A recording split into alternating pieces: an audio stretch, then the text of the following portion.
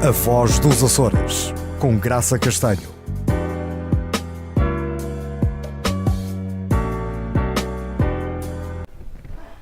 Bem-vindos e bem-vindas a mais um programa da Voz dos Açores da SMTV, gravado nos estúdios de Ponta Delgada. A nossa convidada de hoje é a doutora Tânia Duarte de Almeida Moreira da Fonseca, um nome grande que corresponde a uma mulher também com um percurso de vida muito grande. Nasceu em Luanda, mas a sua alma anda presa aos Açores há mais de 40 anos. Presentemente é presidente da Associação de Apoio aos Doentes de Machado Joseph e vice-presidenta da Câmara Municipal de Ribeira Grande, na Ilha de São Miguel. Então vamos ficar durante meia hora à conversa com a doutora Tânia, minha amiga de longa data, a quem eu me dirijo, saudando-a, elogiando a sua beleza física, o seu trabalho. A Tânia está cada vez mais linda, o que é, de facto, de veras bom, não é? Fazermos estes reencontros com pessoas que são de veras especiais na nossa vida. Muito obrigada por ter aceito o nosso convite e Tânia se calhar começava pelo facto de ter nascido em Luanda e já está há 40 anos nos Açores. Que percurso de vida é que a família faz e o que é que a traz aos Açores? Graça, primeiro, obrigadíssima pelo convite e obrigada também pelos elogios. Em relação a esta parte da minha vida, nasci em Angola, sou filha de pais angolanos, mas muito bebezinha ainda tive que sair de Angola, foi o 25 de Abril, o processo de descolonização, e os meus pais tiveram que sair de Angola, comigo muito pequenina, como já referi, e na altura saímos para a África do Sul, onde os meus pais ainda viveram comigo durante algum tempo. Na África do Sul as coisas também não eram muito fáceis e, portanto, eles decidiram vir para Lisboa. E chegaram a Lisboa e não arranjavam emprego. E como não arranjavam emprego, tinham cá alguém muito próximo em São Miguel, em Ponta Delgada, que lhes disse: venham porque aqui com certeza arranjarão trabalho. A minha mãe era professora primária, o meu pai era engenheiro técnico agrário, e assim foi. Chegámos cá, eu muito bebé, muito pequenina, bebé já não era, ia fazer 2 anos, mas a verdade é que, como eu costumo dizer, se fisicamente nasci em Angola, eu para a vida nasci nos Açores, porque foi aqui que eu consolidei o meu andar, que eu consolidei a minha fala, foi aqui que eu passei a minha infância, a minha adolescência, saí durante 6 anos, fui tirar o meu curso a Lisboa e voltei. Se a minha ascendência não é açoriana, toda a minha descendência, os meus 4 filhos, nasceram todos em Ponta Delgada, em São Miguel, gostam muito disto, como eu gosto muito disto e, portanto, eu creio que 80% das minhas memórias, a maior parte delas muito boas, é aqui que estão e é aqui que está a minha vida, é aqui que é a minha vida.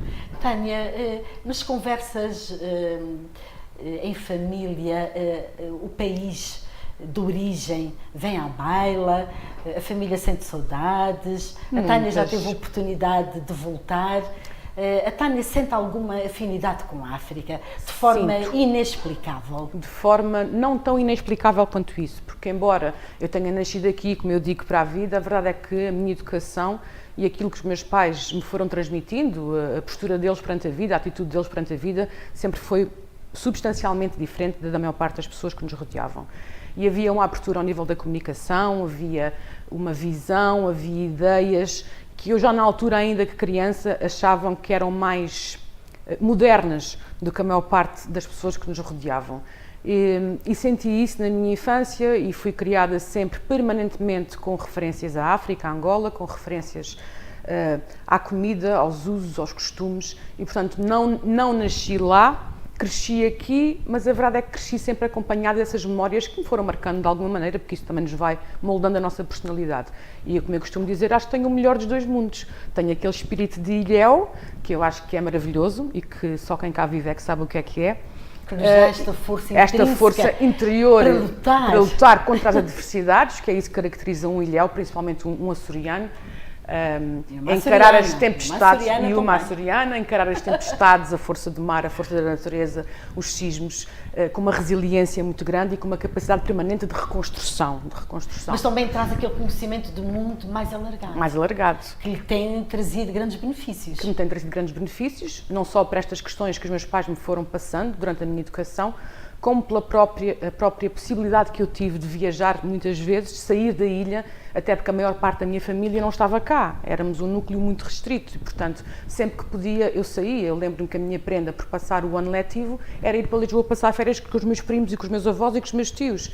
e correr o país e estar lá de férias, e na altura viajava-se pouco para fora do país, mas eu ainda consegui fazer algumas aventuras e, portanto, isso enriqueceu-me bastante. Eu costumo dizer que tenho o melhor dos dois mundos. A Tânia nunca foi a Angola? Não, nunca foi a Angola. Mas é um sonho?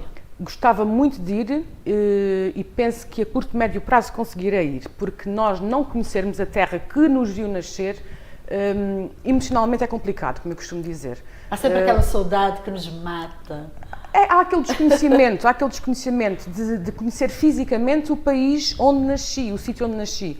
Isto causa-me alguma inquietação. Nada que me tire o sono, mas causa-me alguma inquietação. Portanto, é uma coisa que eu tenho que resolver. Portanto, tenho que ir efetivamente a Angola e conhecer. Há uma viagem que é feita para Lisboa, mas já com o intuito de ir estudar. Sim. O que é que a Tânia fez em termos académicos? Qual é a sua formação? Eu queria muito ser médica ou veterinária, mas como não conseguia, porque era muito mal na matemática na altura, tive que ir para as humanidades. Fui para as humanidades, na altura humanísticas ainda. E qual foi a cadeira que me caiu no goto? Uma cadeira de ciências, que era a psicologia, não é? Ainda que seja uma ciência social e humana, é uma ciência. E logo ali no 10º ano decidi que era a psicologia que queria tirar e, portanto, acabado o 12º ano, fui para o Instituto Superior de Psicologia Aplicada, onde tirei Psicologia Clínica. É um curso... E exerceu como psicóloga clínica? Sim, cheguei a exercer. Até ir para a política fui sempre exercendo. É um trabalho muito gratificante. O curso em si também moldou muito a minha personalidade. Entramos para a psicologia a achar que vamos salvar o mundo, depois percebemos que não vamos salvar o mundo, mas podemos efetivamente fazer a diferença na vida de muitas pessoas, e isso é efetivamente muito importante. E um curso desses também humaniza imensas pessoas, não é? Humaniza. Porque a pessoa acaba por lidar com tantas dificuldades, com tantos problemas, com doenças, inclusivamente a Tânia foi presidente e continuou a ser, já retomou essas funções da Associação de Apoio aos Doentes Machado Joseph. O meu emprego na Associação Machado Joseph é o primeiro emprego que eu arranjo efetivamente quando volto para a ilha. Depois de uns estágios, de umas aventuras, de não sei quantos concursos falhados, um dia vejo aquele anúncio, nem sabia muito bem o que era a doença, sabia aquilo que a maior parte dos açorianos sabem, que é pouco. E para mim na altura também era pouco. É pouco e tem muito mito à volta. Muitos mitos, muitos preconceitos absolutamente errados. Não é? Muita falta de verdade. E esse foi um trabalho que nos deu muito gozo fazer, foi desmistificar a doença. E então em 1999 começo a procurar de emprego e em 2000 concorro à Associação Machado Joseph, onde fico. Sinceramente achei que ia estar lá 1 ano ou 2 e depois me vinha embora. Olha, depois não foi. Ao fim de muito poucos meses, eu estava apaixonada pela problemática, pelas pessoas, pela doença, pelas dinâmicas e achei que era uma privilegiada, enquanto técnica de saúde mental, por poder trabalhar com uma doença tão rara e que efetivamente no mundo são muito poucas as pessoas que trabalham de perto diariamente com aqueles doentes. E aprendi muito com eles, como eu costumo dizer, e para mim entrar na associação todos os dias era uma lição, porque a minha vida não foi sempre fácil, não correu sempre bem. E havia dias que eu achava que não ia sobreviver emocionalmente e que entrava na associação e dizia assim, eu sou uma sortuda.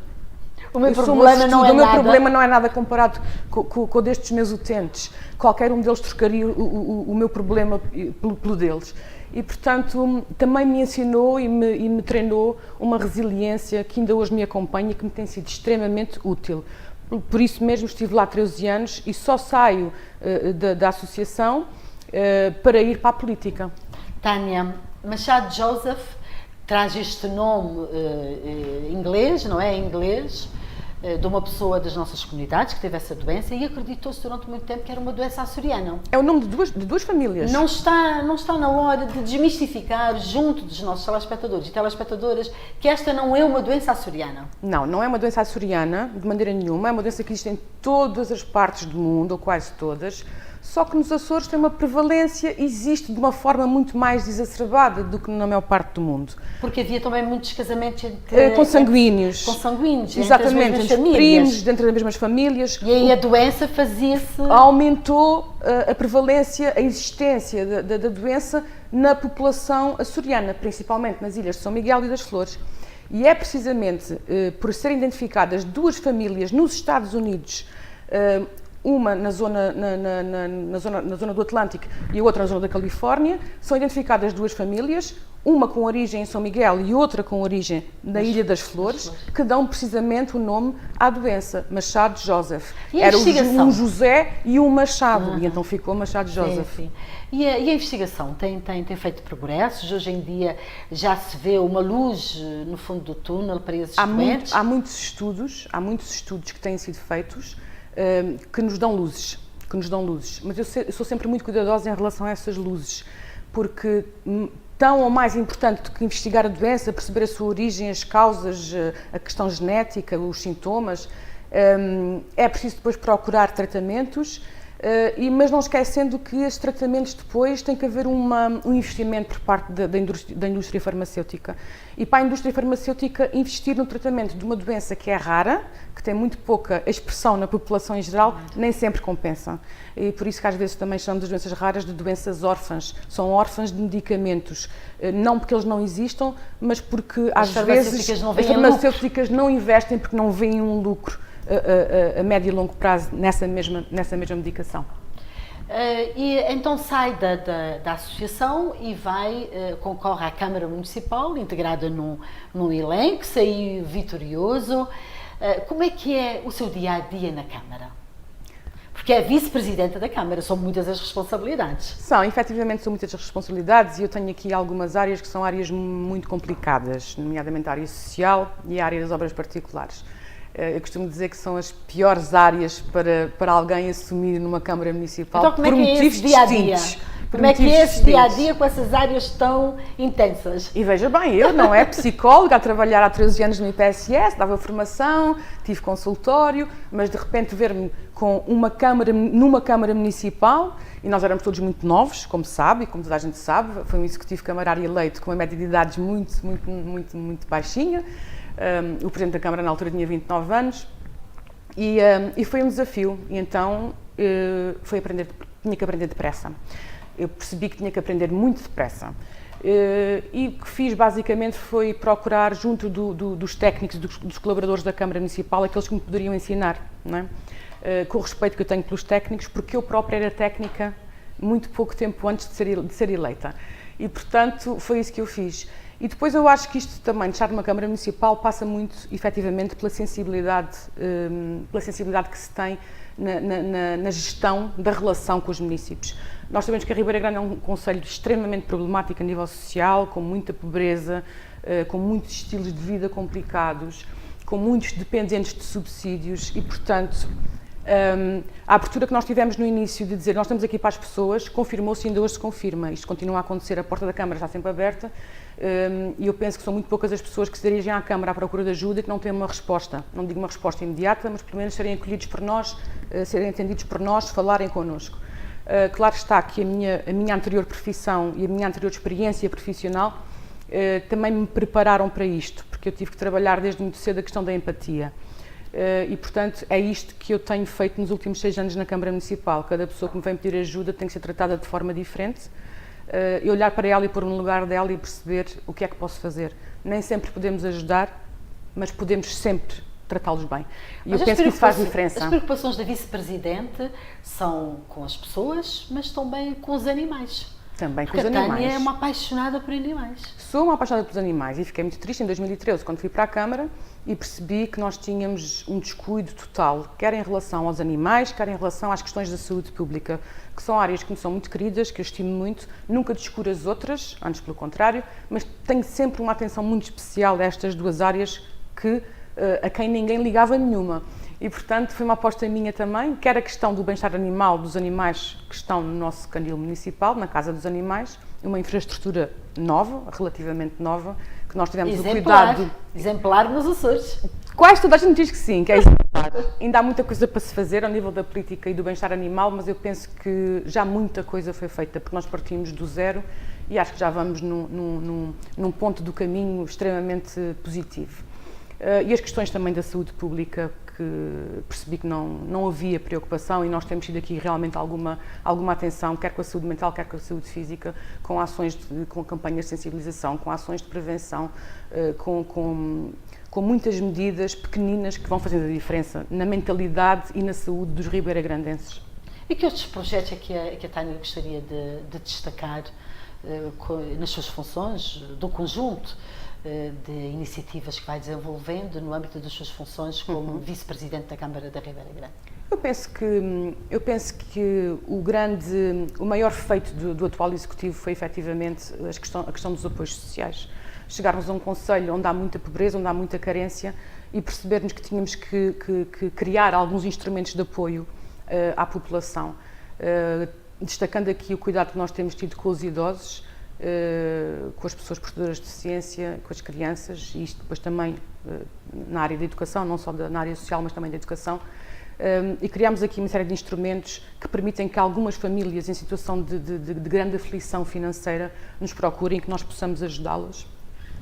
E acho que na área social e também no apoio à intervenção nas habitações, nós tínhamos muitas famílias, muitas mesmo, famílias a viverem em condições muito aquém daquele que é o mínimo da dignidade humana, e nós também temos apostado e destinado verbas de valores muito significativos para intervir nas habitações dos nossos municípios.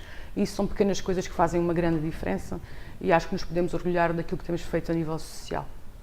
Tânia, o nosso primeiro encontro faz-se quando a Tânia ainda era menina e moça. É verdade. Bem pequenina, talvez muito com uns pequenina. 13 anos, não? Sim, com uns 12 ou 13 anos, 10 ou exatamente, 13 quando a anos, Graça não é? foi minha professora. Mas Tânia, já nessa altura, a Tânia tinha um perfil que indiciava que seria uma líder e que teria um futuro brilhante.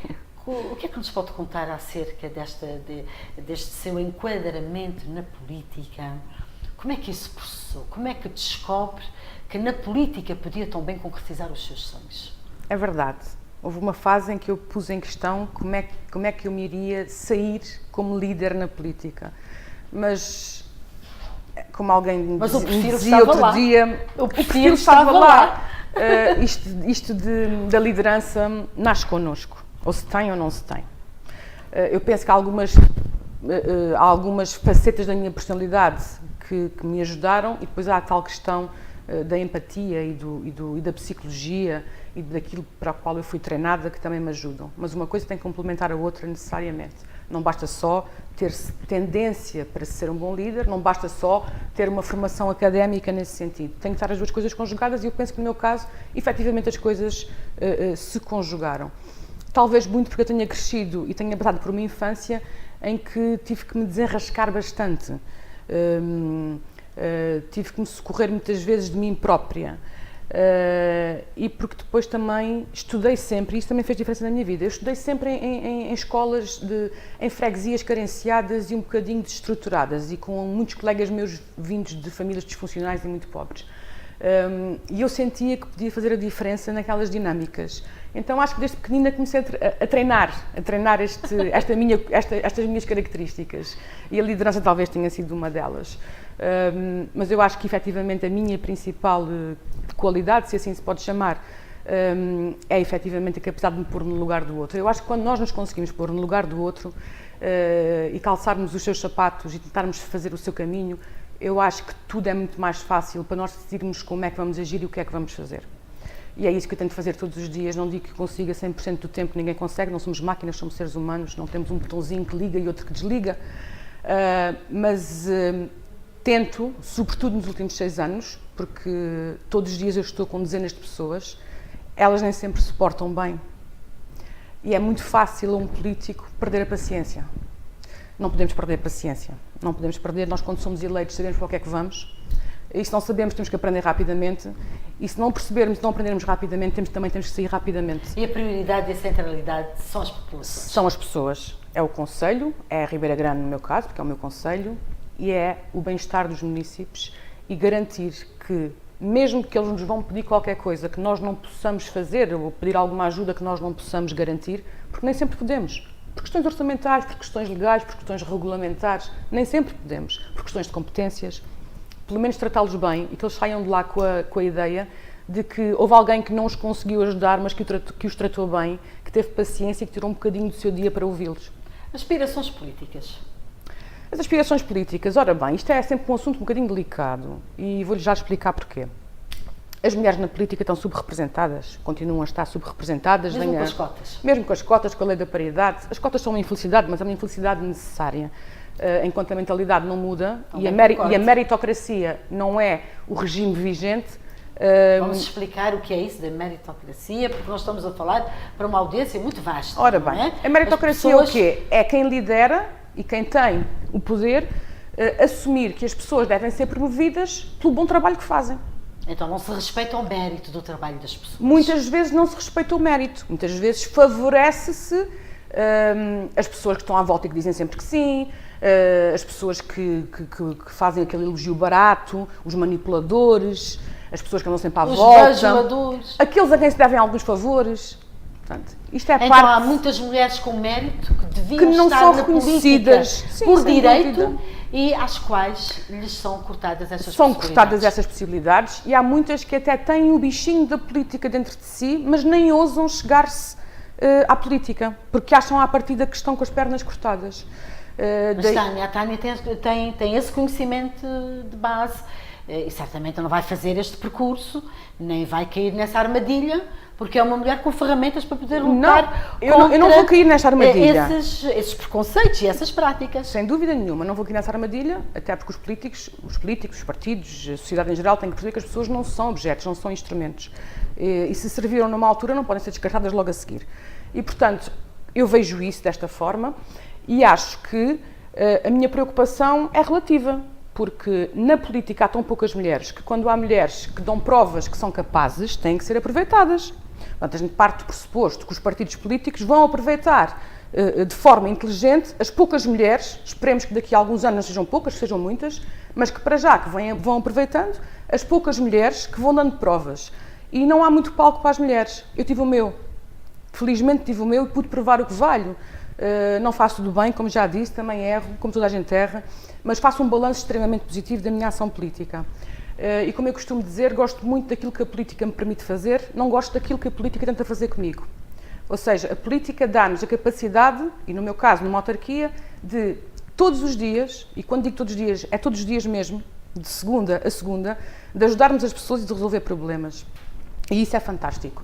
Portanto, nestes últimos 6 anos é isso que eu tenho feito, tenho vivido muito em função disto e muitas vezes abdicando da minha vida pessoal e sacrificando os meus filhos para estar disponível para os meus munícipes e espero que isto seja reconhecido, como é óbvio, porque acho que fazem falta pessoas sensatas e justas na política e fazem falta muitas mulheres na política, sensatas, justas, trabalhadoras e com muitas competências. O que não falta aí são mulheres cheias de competência e muitas delas nem sabem que as têm. E Tânia, aquilo que nós temos visto nos últimos anos são só notícias terríveis, às vezes até escabrosas, nos nossos noticiários e temos sempre como protagonistas homens.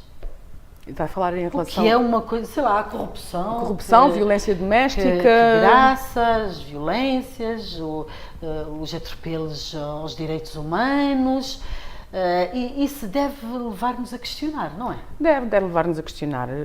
As mulheres têm que, por força...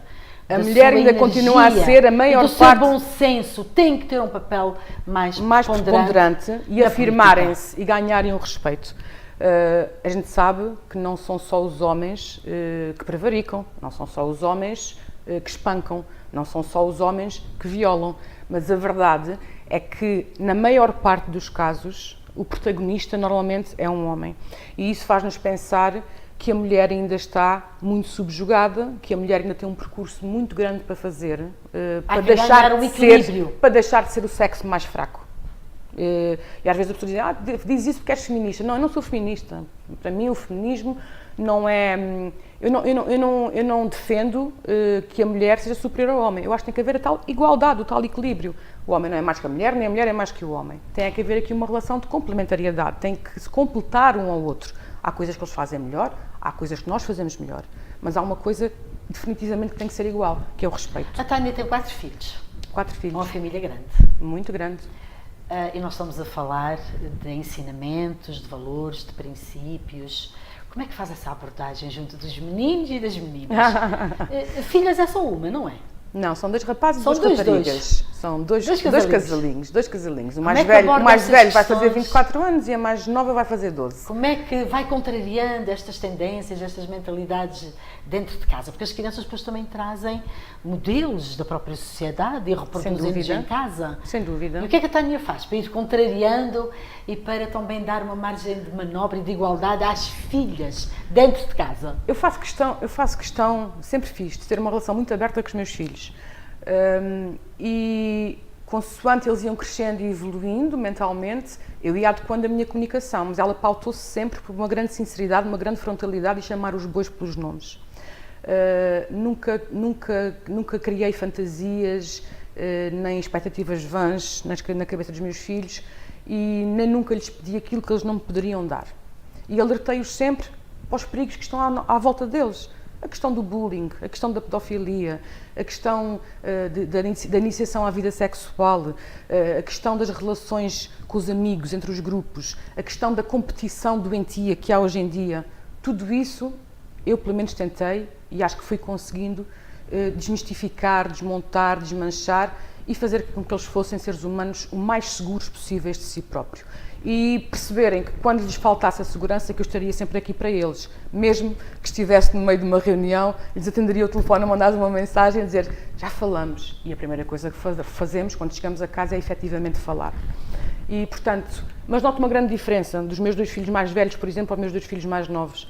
Acho que efetivamente a sociedade sofreu alterações muito grandes para as quais nós pais não estávamos preparados, que pelo menos a mim me exigiram reajustes muito grandes e vivemos sem dúvida numa sociedade, eu não gosto do fatalismo, vivemos numa sociedade perigosa, cheia de ameaças, mas temos alguns perigos e temos algumas ameaças e o melhor que nós podemos fazer é falar abertamente com os nossos filhos e prepará-los para essas ameaças. Não só dizer que elas existem para eles ficarem com medo, porque eles não podem ter medo de sair de casa, eles não podem ter medo de enfrentar o mundo, mas estarem preparados para lidar com elas e quando não puderem isso, saberem que os pais estão ali permanentemente para os ajudar. Tânia, como pais, como mães, nós podemos estar tranquilos e tranquilas relativamente aos destinos que o mundo tem vindo a tomar nestes últimos anos, com o extremismo, com o terrorismo, com ditaduras, com autênticas ditaduras a surgirem em países com forte densidade populacional. Eu às vezes fico tão triste eu costumo com este mundo dizer que que nós nós estamos deixando às nossas gerações, Como é sem que a Tânia dúvida. se posiciona? Eu tenho algum receio. Eu às vezes digo que se eu agora tivesse 18 anos, não sei se queria ter filhos. E eu acho que isto é um sinal de que a humanidade não está bem. Isto é triste. Não é? Há 20 e tal anos, há 14 anos, eu não questionava pôr um filho no mundo. E acho que um filho é uma bênção. Mas, efetivamente, se eu hoje tivesse 18 ou 19 anos, eu questionaria se um dia quereria fechar os olhos e deixar um filho neste mundo. Mas depois agarro-me outra coisa. Portugal, e os Açores em particular, ainda são uns paraísos no meio disto tudo. Ainda são, não sei por quanto mais tempo.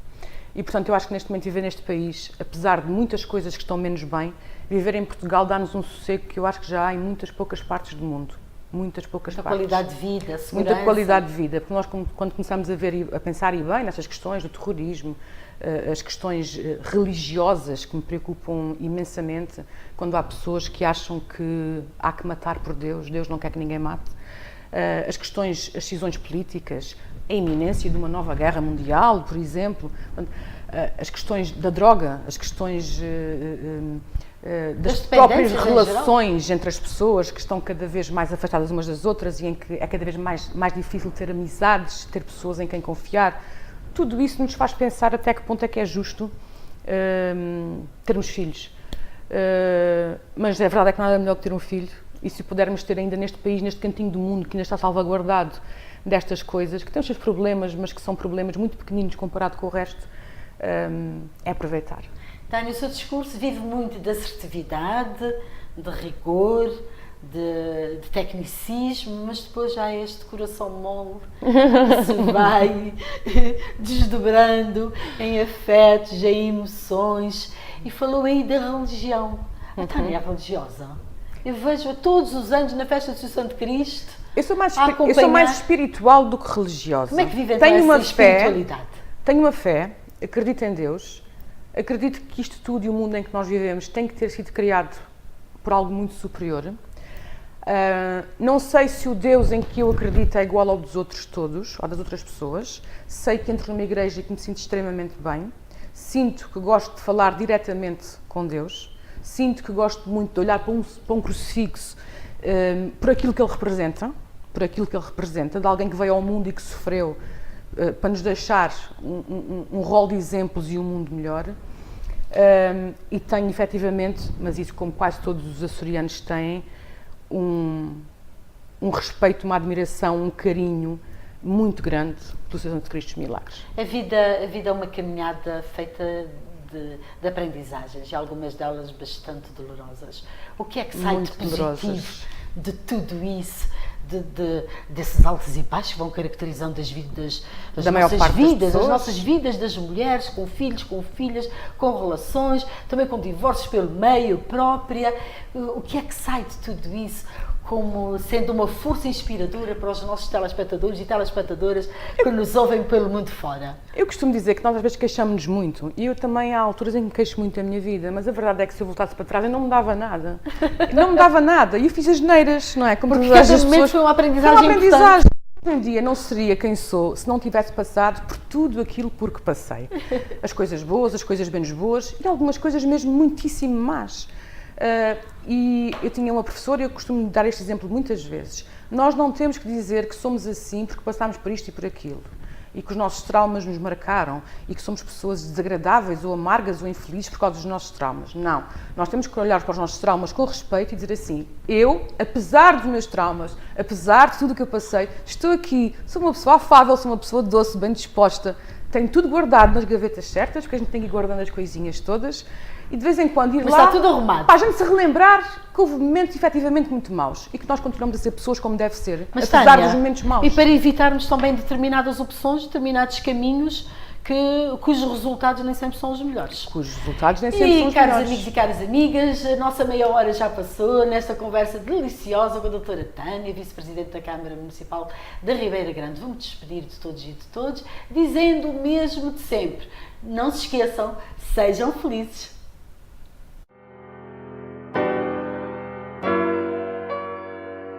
A Voz dos Açores, com Graça Castanho.